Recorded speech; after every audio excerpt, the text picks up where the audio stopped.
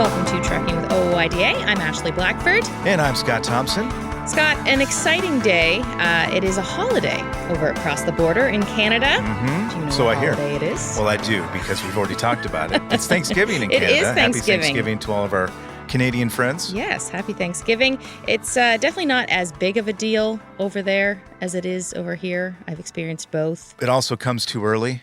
In my opinion, yes, and we are going to get into that. No, you don't think it comes too early. You think it comes at just the right time. Okay. Okay. This year, it's the thing is different every year too. Oh, sure. I feel like I will say maybe like the beginning of November. Is when it should be. I think it should be. Okay. Because then we want Christmas. End of November's too late. Who do we need to call? I don't know. Make a phone call. I don't know. Well, it's at the very end of November in America this year, it's too. Because ridiculous. it changes, obviously. And I mean, everybody's into Christmas mode. Yeah. No one wants orange and fall tones. Okay. Well, we'll We're put in the a few Christmas calls. spirit. Let's see if All we right. can Let's mix see. it up. I don't think I'm alone in this. I may be, but I don't know. You know who we should ask? We should ask our OOIDA board member, a fellow Canadian OOIDA board member, Johanne Couture. We are going to get her on the line, ask her about this, and see what she has to say on it. More importantly, though, we are going to talk to her about Drivers, Inc. Yes. She is going to break all that down for us and the issues that's causing in the industry to see what's going on there. Now, I often get asked this, and I'm sure you do too. A lot of Americans ask what Canadian Thanksgiving is like. And it's not quite the same as the American Thanksgiving, right? Yeah, it's not. I guess it's not as big pomp and circumstance holiday as the Americans make it. Like the whole family has to get together. Like we do that more at Christmas. Yeah. But as far as like food, it's pretty similar, pumpkin pie, turkey, cranberry, mashed potatoes. Yeah. And the food-wise is similar. Yeah. But you don't have the big gatherings necessarily. As a token American here, I have to ask your question. My American questions. I mean, growing up, we always got together, but it was never on like a set day. Like here, it's like it is Thursday. Thanksgiving is Thursday. Whereas like my mom celebrated Thanksgiving yesterday. Huh. We've done it on Saturdays.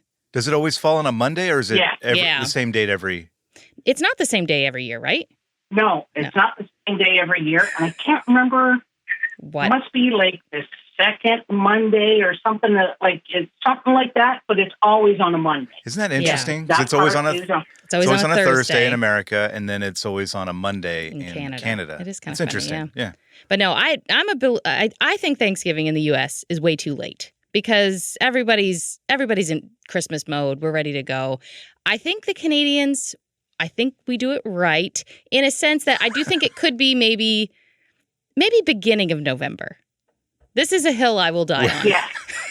When we make you the czar of Canada and the United States, you can make this decree. All right. What do you think, Joanne? I would second that motion. Yes, absolutely. Yeah. I think, I do think it's too late. Okay. I agree. Hey, I'm not going to push back. I don't know any different. So, I mean, to each their own, I suppose. But when you become our leader, and you make can make this decision. And you make this decision that it's the first or last Monday of October or something, I will follow you. Yeah. I don't know. All right. Hey, something to that's think fine. about. Yeah. How do you decide what holidays to take off, or is it better to almost work on those holidays? Is it less busy, or? First of all, the ones that I automatically get off are the ones that are the same in Canada and the U.S. So like Labor Day, Christmas, Easter, those are, oh, great, we all get a holiday. Mm-hmm. Everything else, like every other one, like your Thanksgiving just messes up a whole week for me. Like it just... Yeah, because you're working... on a Thursday...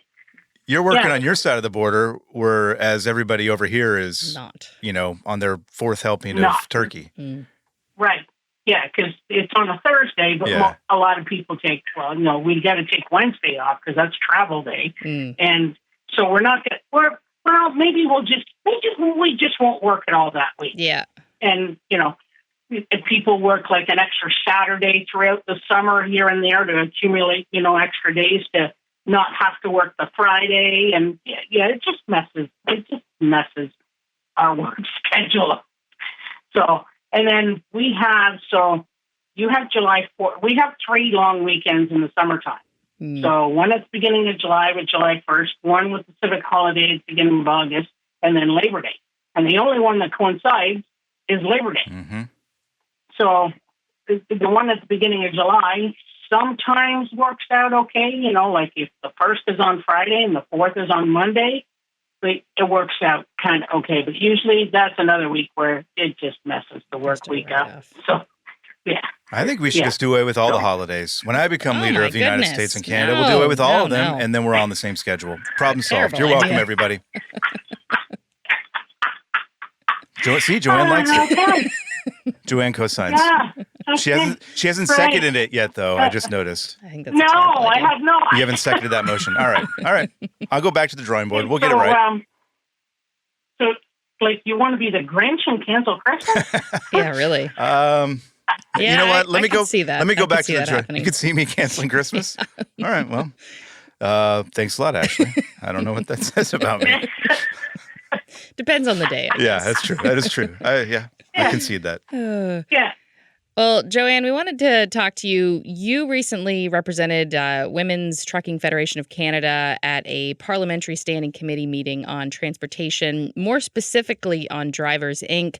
I want to get into, how that came about, but I'm just, for those who aren't familiar, can you explain what Drivers Inc. is and the kind of issues surrounding that?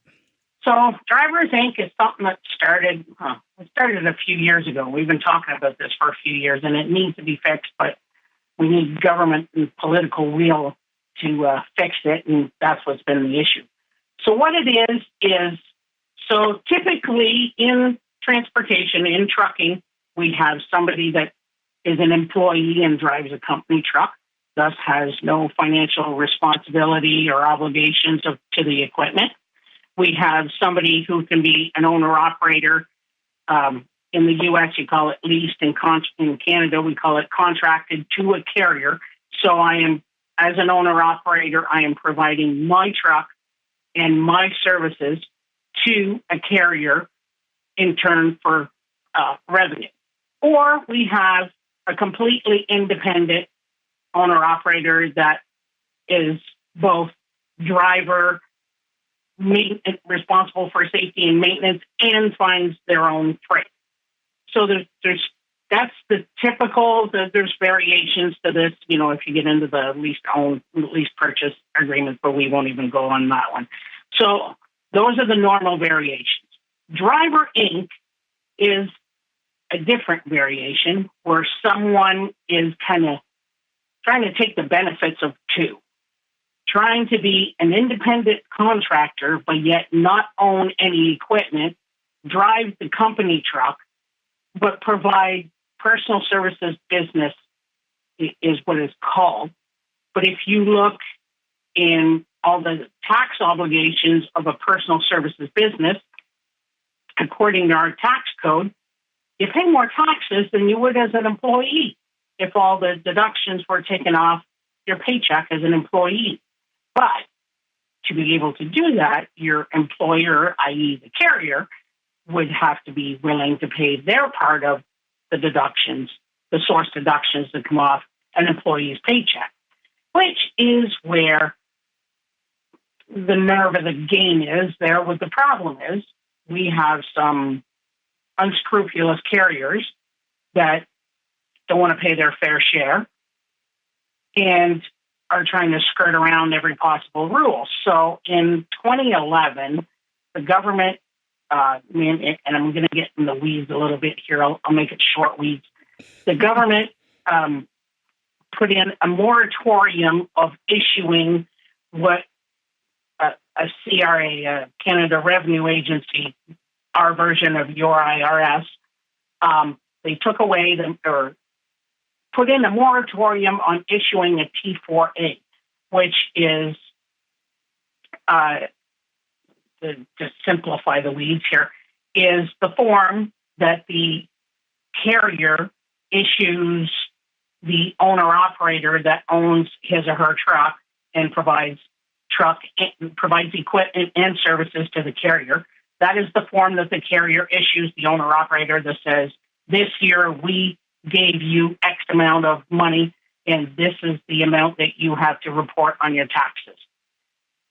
There's no taxes have been deducted because you're an independent contractor. But I provide the truck and the services, where the Driver Inc. person does not provide the truck, just drives the company truck, just like an employee. But they're skirting around by not having to issue the T4A, so that doesn't report the CRA that carrier ABC paid Driver Inc. company XYZ X amount of money, and there's no deductions taken off. So the employee, I'm saying this in brackets here, is out, because some of our social services are different here, right? So is out what we call employment insurance, with in the U.S. I think you call it unemployment insurance, is out CPP, which is Canada Pension Plan contributions. So when you retire, this is our version of your Social Security. So not contributing to that. Not contributing to WSIB, which is the Workmen's Safety Insurance Bureau.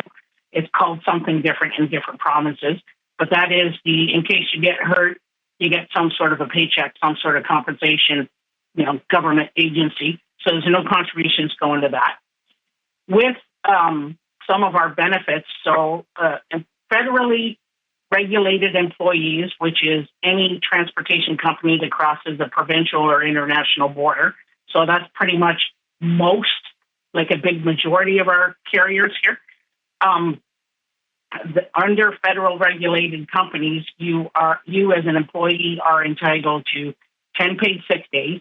You're entitled to all the stat holidays, which today is as being Thanksgiving. So there's benefits that you lose out on. So if you did the math on all of this and compare it to what you are supposed to pay as a 30% deduction for taxes at the end of the year as a personal services business, the math doesn't work out. The person is losing. So what we know is that they're not paying their taxes. And our social systems here are different. So where in the U.S. you are responsible for obtaining, whether it's purchasing or through your employer, your own health insurance. Well, in Canada, it's different. We have social health insurance. So every province, every government provides health insurance for all of its residents. But you got to pay for that somehow. There's, it's like everything. Money in, money out makes business go around. So the hospitals and doctors don't provide services for free. It's our taxes that pay for that. So people have to contribute to it. So the Drivers Inc. model is, in a roundabout way, taking away from social services, is taking protections away from the drivers that are doing this. And what is the flip side of that is a lot of drivers are being coerced into this. So they are coming in from an immigration status. And they come in, and this is one example we've heard a lot. They come in on a student visa. They were sold the Canadian dream, that you're going to go to Canada and you're going to go to university and you're going to study to be an engineer and you're going to have a degree, and then you'll be able to choose whether you want to stay in Canada or move back to your own country, but you'll be like, diploma engineer and have a great life. When they land here, they're like, yeah, that engineer thing, that's not going to work out. Just sign here because we're going to make you into an incorporated company here. And we're going to send you the cousin's driving school. And in about a weekend, they're going to teach you how to pass the test to get your license, your Class A license or CDL. What could go wrong? And exactly. We're just teaching you how to pass the test. We're not teaching you anything else. We're just teaching you how to pass the test. So memorize the pre-trip and, memorize the route for the test. So when you pass the test, we'll put you in the other cousin's trucking company there, and you're going to run team across Canada and go over the Rockies and make sure you're not late to Vancouver. And going across Northern Ontario, which is, the Trans-Canada Highway, which is a 2-lane road, not 4 lanes, 2 lanes. Don't be late. So make sure you, do a little speeding and, pass when you shouldn't. And it's affecting our safety on our roads. It's people, they are being coerced, some of them, to the point that it's almost labor trafficking. This is what we've started referring to it as, is labor trafficking, because they're being coerced into this model. And it has expanded. It has snowballed, literally, over the past few years. And we have,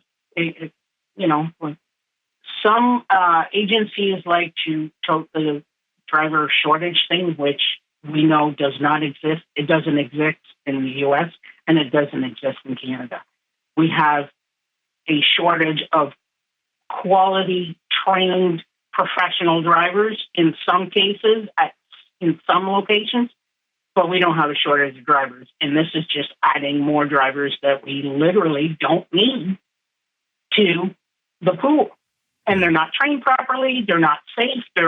Because they are coerced. You can't blame the driver themselves, because they're being coerced into this model, and they're being threatened.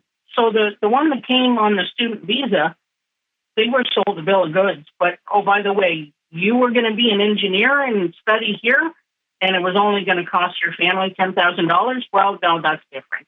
Now that you're here, you owe me for the plane, you owe me for the paperwork, you owe me for the trucking school, you owe me for the house that you're staying in with 17 other people stacked on top of each other.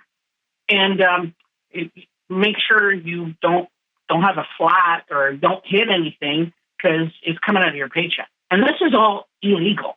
This is all completely illegal. But our government at both levels, whether it be provincial or federal, and this is where something's different again, where transportation is provincially regulated in Canada. It's federally controlled, but all of the enforcement is delegated from the federal to the provincial. So there's a lot of our government needs to put their pants on. I'm trying to be polite here, but it's been, this issue has been there for so long, and it's obvious, and we're killing people. Yeah. There's been, when there's accidents on a, sunny and 75 day, that shouldn't happen. We have enough, crappy and minus 40 days that cause accidents just by weather patterns. We don't need to be having them and killing people on sunny and 75 days. And there's been a rash of that, and it's a problem. Joanne, you're doing a great job of detailing exactly how we got here. And people are being taken advantage of. Others are taking advantage of the system. It's compromising safety. It's putting everybody in harm's way in one way or another by extension. This hearing that you participated in, there's a lot to unpack here. And I think explaining this to the people you were speaking to, I would imagine most of them understand this problem. Maybe they don't, but can you explain, who you were talking to and kind of what the idea was in terms of bringing about this change that you're trying to bring about in Parliament? What was the message you were trying to convey to them? We were trying to convey the fact that this has gotten, we have reached a crisis point in this. It's not just a problem, it's a crisis.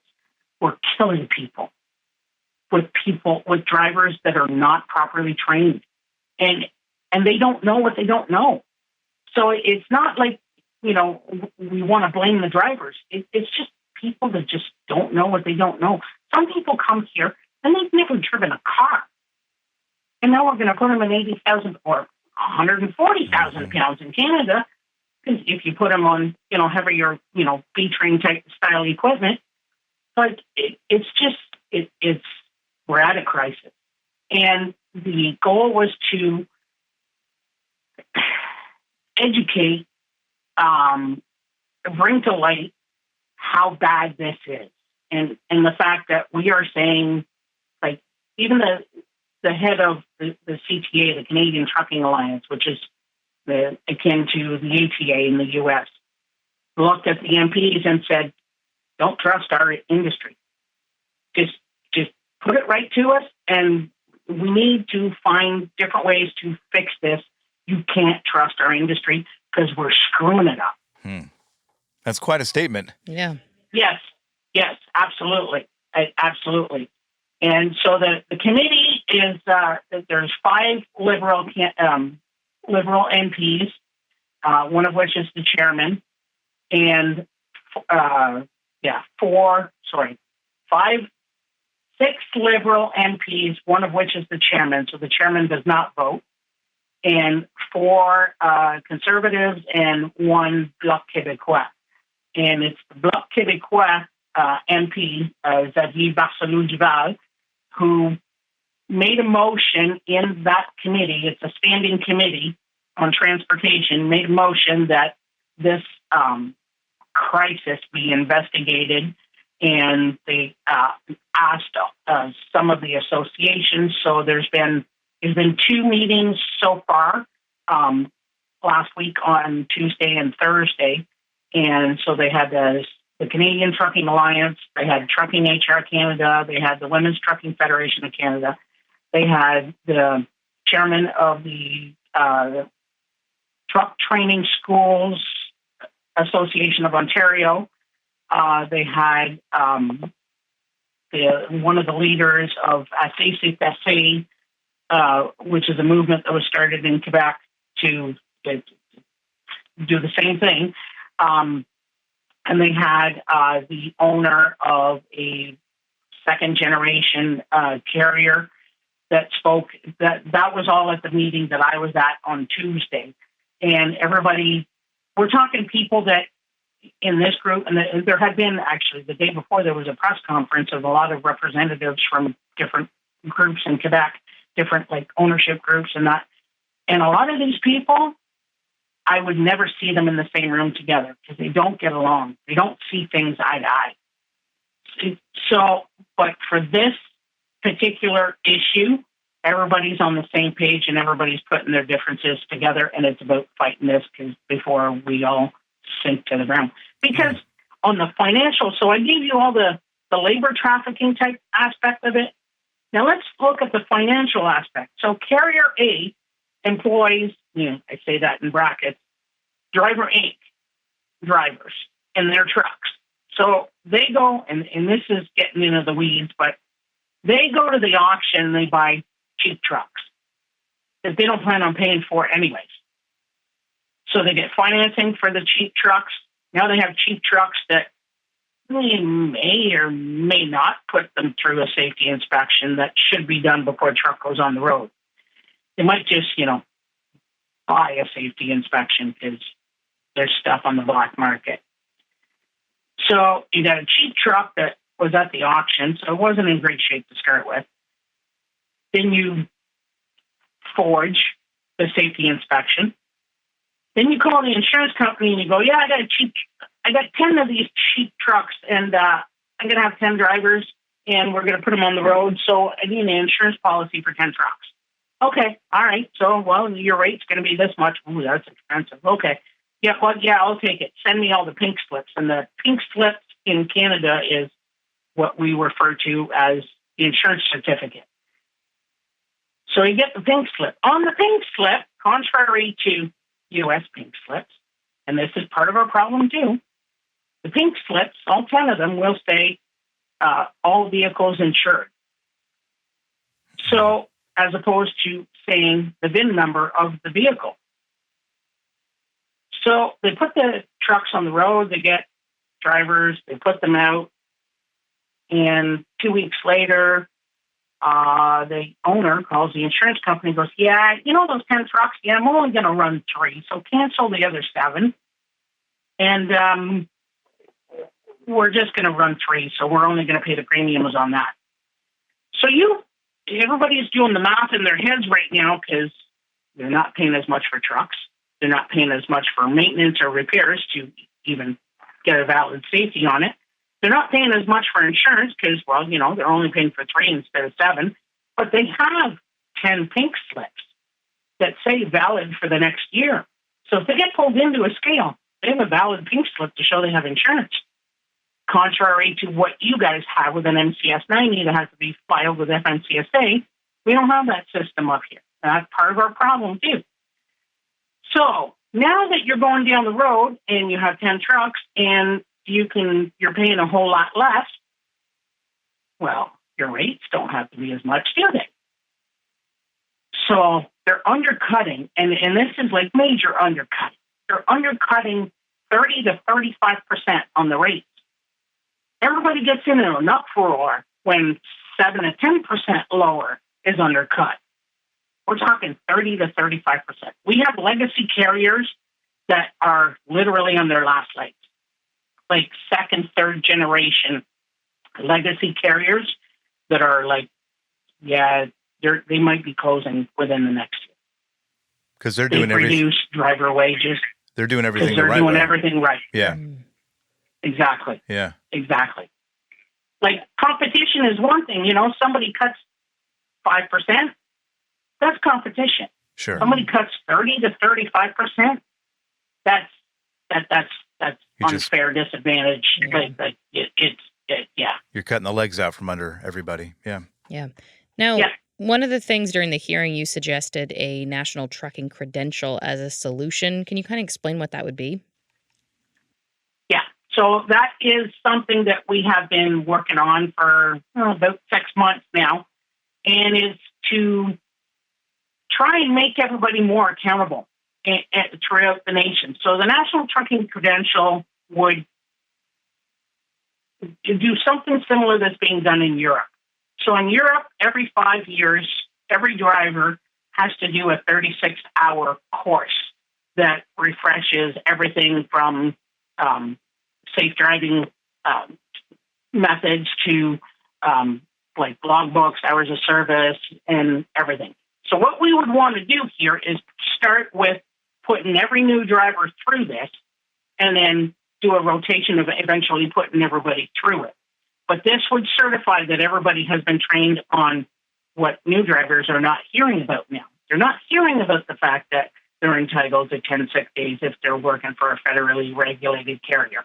They're not hearing about this labor trafficking that's going on. So it would include modules on rights and responsibilities of drivers and labor trafficking, along with all the other stuff. So the normal driver training of driving, like over the road, like on the road training and pre-trip inspection and hours of service and, what repairs and maintenance and all of that. Everything that's now included over and above with the rights and responsibilities and the labor trafficking.